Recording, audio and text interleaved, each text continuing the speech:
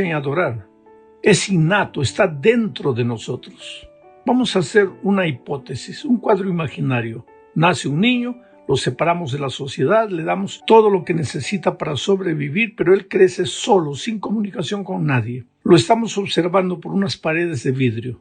Y vamos a ver que a medida que va tomando conciencia de las cosas y se vuelve grande, él va a comenzar a adorar cualquier cosa. A su propia sombra, a las paredes de vidrio, a la comida, a cualquier cosa. Quiere decir, nadie le enseñó a adorar, pero él adora. ¿Por qué? Porque es innato, está dentro de él. Naturalmente, antes del pecado, Adán y Eva adoraban a Dios, pero lo adoraban por voluntad propia y de acuerdo a las instrucciones divinas. La adoración de nuestros primeros padres era una respuesta de amor al amor divino. Pero después de la entrada del pecado, así como todo, la adoración también se distorsionó, se deturpó.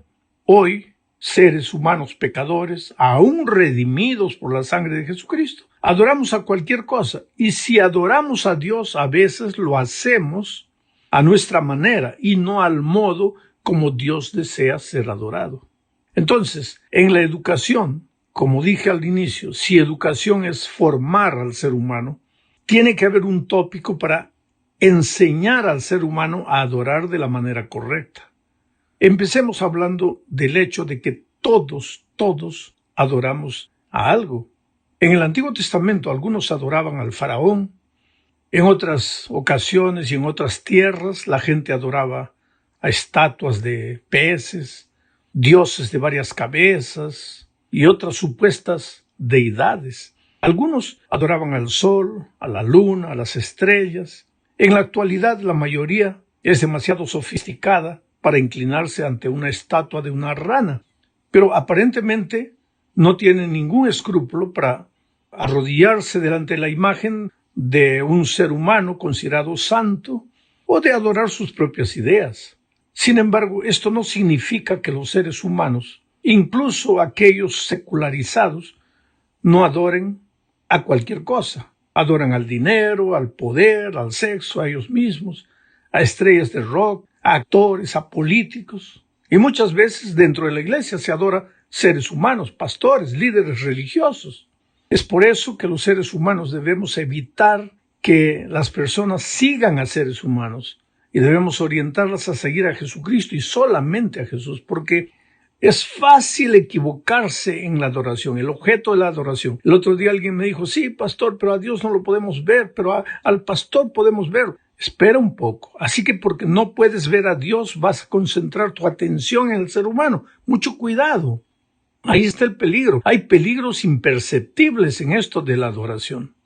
Generalmente, queridos, nosotros adoramos aquello donde más concentramos nuestra atención. Puede ser la novia, el novio, el papá, la mamá, el hijo, porque a veces esa es la razón por la que vivimos. Y la razón por la que vivimos es lo que adoramos. Veamos el caso de los amigos de Daniel. Tú sabes que en ese tiempo Nabucodonosor mandó a hacer una estatua gigantesca de oro de él mismo y exigió que todos se arrodillasen, adorasen a la imagen. Pero los amigos de Daniel, Sadrach, Mesach, Abednego, pues conocían a Dios, conocían lo que la Biblia enseña acerca de la adoración. Solo Dios merece adoración. Así que ellos se recusaron a adorar. Y por causa de eso, ellos fueron arrojados al horno, ardiendo. ¿Por qué? Porque ellos amaban a Dios. Estaban lejos de su tierra, pero eso no era impedimento para continuar amando al Dios a quien habían aprendido a amar desde que eran niños. Los padres habían ejercido un papel importante al enseñar a sus hijos a adorar a Dios y a dar la vida por su Señor. Y entonces ellos estaban dispuestos aún a enfrentar la muerte que a adorar a alguien que no sea Dios. Y ese es el deber que nosotros los educadores tenemos hoy. Y cuando me refiero a educadores, ya dije, no me refiero solamente a los profesores, porque todos de alguna manera somos educadores, los padres, los ancianos en la iglesia, los pastores, todos educamos. Y en la escuela también los profesores educan a los alumnos. y debemos enseñarles que hay un Dios todopoderoso, creador de los cielos y la tierra, un Dios verdadero, y que nuestra adoración debe ser debida únicamente a Él. Ahora, cuando la Iglesia Adventista nació, y el registro de su nacimiento está en Apocalipsis 14, 6 y 7, dice lo siguiente: vi volar por en medio del cielo a otro ángel que tenía el Evangelio eterno para predicarlo a los moradores de la tierra, a toda nación, tribu, lengua y pueblo, diciendo a gran voz: temed a Dios y dadle gloria, porque la hora de su juicio ha llegado, y adorad a aquel que hizo el cielo y la tierra, el mar y las fuentes de las aguas. Date cuenta, mi querido amigo, que el texto empieza mencionando un ángel con el Evangelio eterno. No necesito decir mucho para explicar que este ángel simboliza al pueblo de Dios, que se levantó en 1844 para anunciar al mundo el Evangelio y la hora del juicio. ¿Estaba siendo predicado el Evangelio antes del surgimiento de este ángel? Sí, claro que sí, pero solo por la mitad. Las personas conocían la primera parte del Evangelio, o sea, la causa, que es la gracia maravillosa de Jesús, pero no conocían la segunda parte, o sea, el resultado del Evangelio, que es la vida de obediencia a los eternos principios divinos. Consecuentemente, era necesario que apareciese un pueblo con el mensaje completo, y ese pueblo es el remanente. El remanente tiene como propósito de su existencia predicar el Evangelio eterno, que no involucra solamente perdón, sino también obediencia y restauración. Jesús no murió solo para perdonar nuestros pecados, sino también para librarnos del poder que el pecado ejerce en nosotros después de la caída de nuestros primeros padres. Pero el texto que estamos comentando afirma que el Evangelio eterno involucra también adoración. Y aquí vemos un peligro, porque así como el enemigo a lo largo de los años trató de deturpar el Evangelio, de torcerlo, de deformarlo y amputarlo, haciendo que los hombres prediquen solo la mitad del Evangelio, así también sucedió con la adoración, que es parte del verdadero Evangelio. El enemigo trató de deformar la adoración, y hoy, a veces, muchas veces, pensando que estamos adorando a Dios, de repente nos estamos adorando a nosotros mismos, sin percibir la sonrisa sarcástica del enemigo que disimuladamente nos fue llevando a donde él quería. Entonces, es necesario reconocer las características de la verdadera adoración. Volvamos al texto. El versículo dice que el ángel que Juan vio con el Evangelio eterno afirmaba que la verdadera adoración involucra temor. Temed a Dios y dadle honra, dice. Naturalmente, este temor no tiene nada que ver con el temor enfermizo que es fruto de la entrada del pecado a este mundo. Pero como el enemigo es astuto, puede hacer que las personas adoren a Dios como si fuesen esclavas, con miedo de recibir el castigo del enfurecido patrón. Este tipo de adoración te conduce a una experiencia neurótica cuya motivación principal es el miedo. Pero si el enemigo no te logra llevar a este extremo, te llevará al otro, o sea, a tratar a Dios como si fuese alguien semejante a ti, tu camarada y nada más.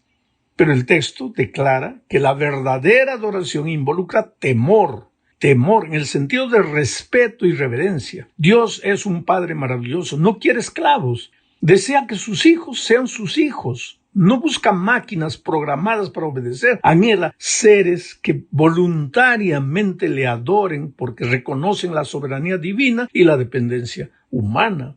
Nadie debe acercarse a Dios con miedo, pero tampoco nadie puede aproximarse de Él como se acerca de cualquier otro ser humano, porque Dios es Dios y el hombre es hombre. Ahora, otro pensamiento que destaca en el texto es que la gloria en la verdadera adoración debe ser dada a Dios y no al adorador. El centro de la verdadera adoración es Dios y no los sentimientos del ser humano. Cuando alguien dice, me gusta cantar este tipo de música porque me siento bien, es necesario pensar si el centro de la experiencia es Dios o el sentimiento humano.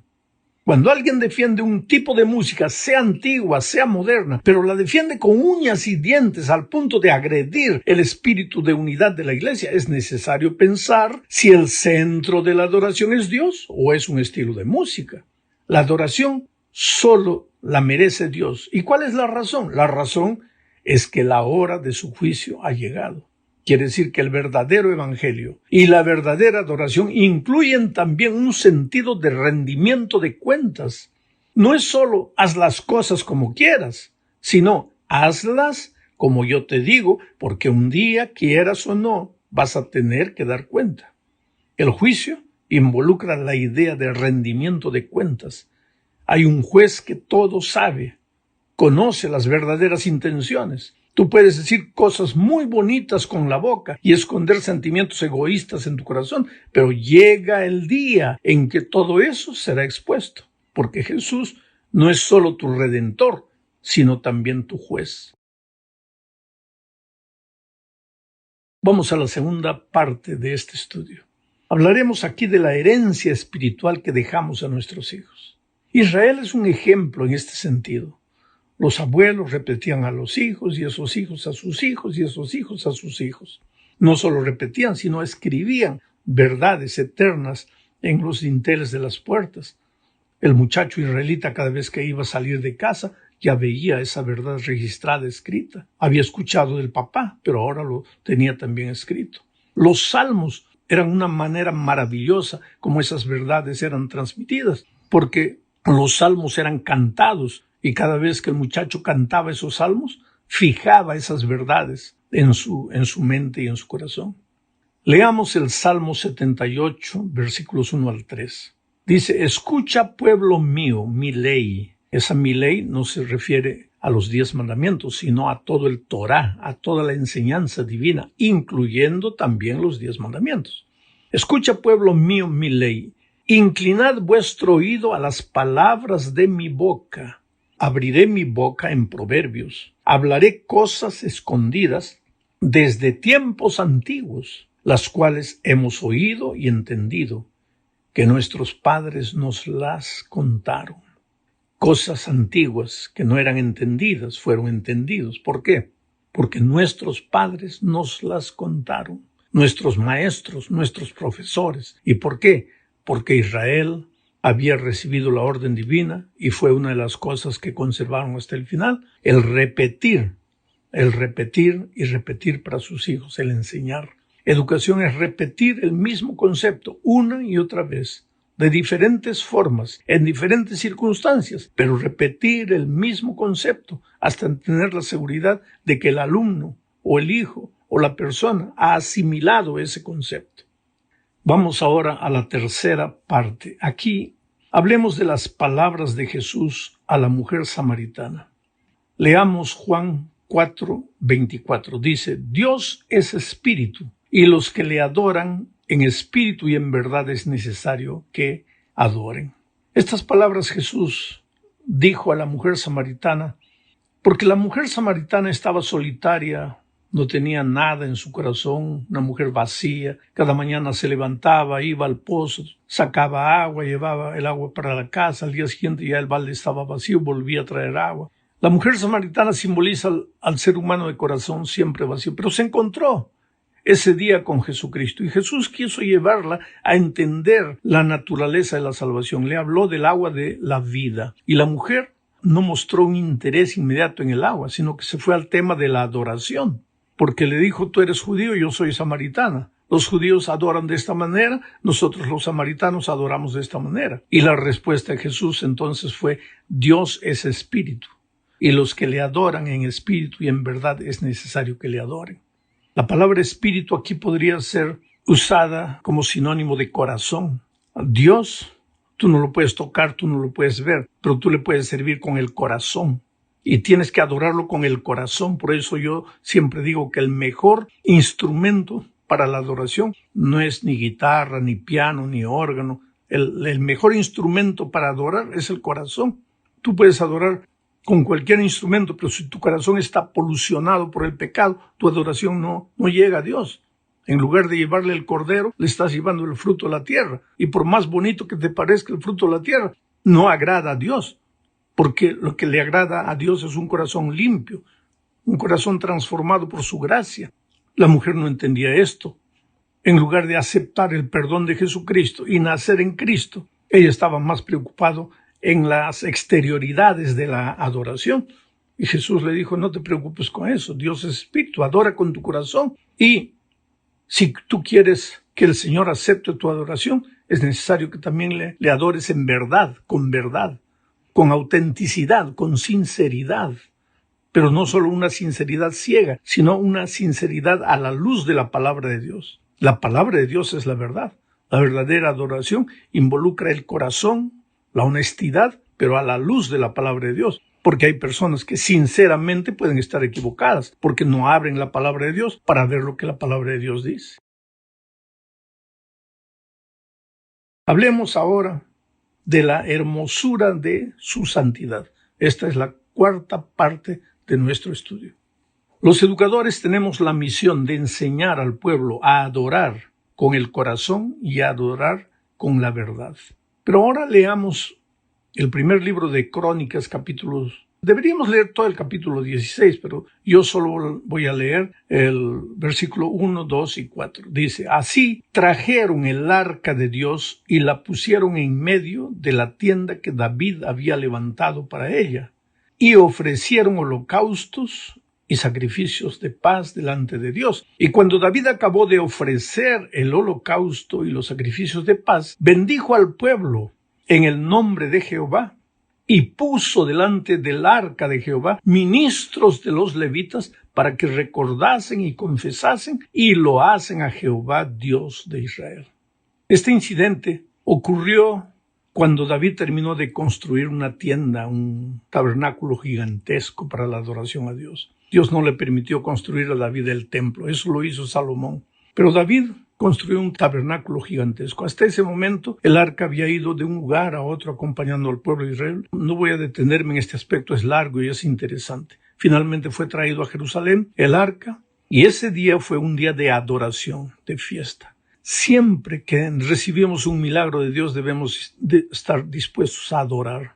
Cuando estamos pasando por tribulaciones debemos adorar. Cuando estamos felices porque Dios hizo maravillas en nuestra vida, debemos adorar. La adoración es parte de la vida del pueblo de Dios, porque es el reconocimiento de un Dios grande. No estamos solos en la vida.